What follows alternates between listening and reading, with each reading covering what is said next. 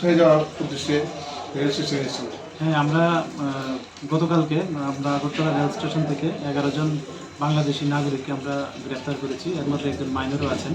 তো অ্যাকচুয়ালি তারা কোনো ভ্যালিড ডকুমেন্ট ছাড়া ওই বর্ডার ক্রস করে আমাদের আগরতলা রেল স্টেশনে চলে আসে। মানে তারা জিজ্ঞাসা করলে বলে কেউ কলকাতা, কেউ বেঙ্গালুরু, কেউ চেন্নাই যাবেন।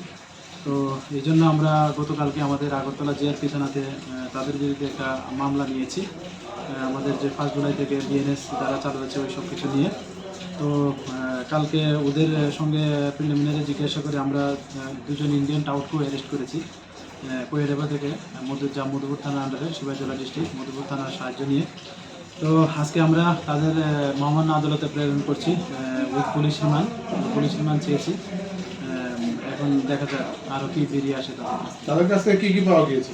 তাদের কাছ থেকে অ্যাকচুয়ালি তাদের সবারই স্মার্ট মোবাইল ফোন আছে এবং কিছু বাংলাদেশি ডকুমেন্ট পাওয়া যায় এবং ইন্ডিয়ান কারেন্সিও পাওয়া যায় তাদের কাছে। গত সময়ে যে বাংলাদেশের লোককে আটক করা হয়েছে তাদের সাথে কোনো যুক্ত রয়েছে?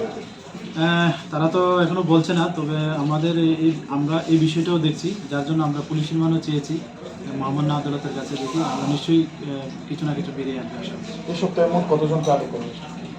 এই সপ্তাহ তো এটা আপনারা দেখতে পাচ্ছেন, আমরা 3 দিনে প্রায় 11 জন করে, প্রায় 3, 11, 33 3 দিনই হয়ে যায়। তো সংখ্যাটা আরও অবশ্যই বাড়বে।